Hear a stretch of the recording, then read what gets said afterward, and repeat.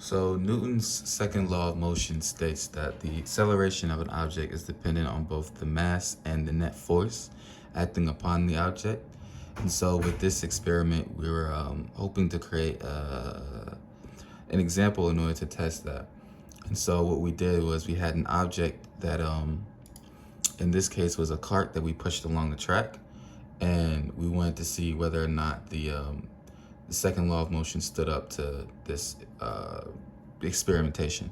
So with what we predict to have happened, since we're assuming that zero net force is acting upon the object, we would predict that the object would have zero acceleration and be moving along a pretty linear line without any deviation, actually, assuming there's zero net forces.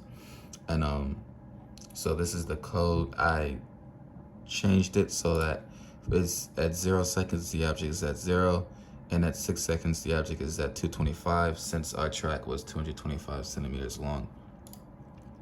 And so as you can see, it's a pretty linear track. And then for our computational model, I of course put the video of our track moving along in the tracker app. And I know the rubric asked for these two charts to be on the same graph, but because of the different, like, axes or whatever, the different scales of the charts, it wasn't possible for me to put them on the same, because I don't know the exact correlation.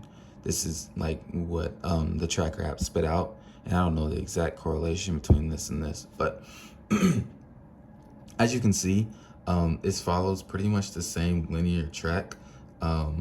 Also, it's flipped because I filmed the video like this, but when uploading it, it was horizontal like that. So I couldn't figure out a way to change the orientation, but I guess it just answers the first what if question. What if the axes were flipped?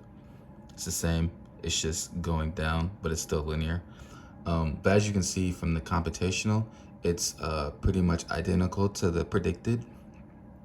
Of course, we know in theory, right, that there are some forces acting upon it, such as, gravity, friction, air resistance. This experimentation wasn't done in a vacuum, so there are some forces acting upon it that we can infer, but those forces in this small sample were very minimal in affecting the outcome. And so what we can see is that this approximately close to zero net forces were acting upon the track during this time, and so it was able to travel in a pretty linear fashion. And then as for the second what if question, can we infer from this what forces were acting upon it? No, we cannot, because although that does tell us that there was zero net forces, or approximately zero net forces acting upon it, we don't know what those forces are, right? So imagine we had two students who we could put together and output the same amount of force, one pulling and one pushing.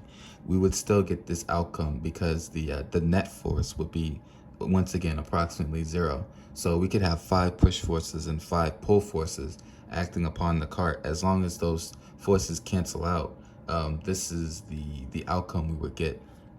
So no, this model unfortunately can't tell us how many forces are acting, but it can tell us the approximate net of the forces.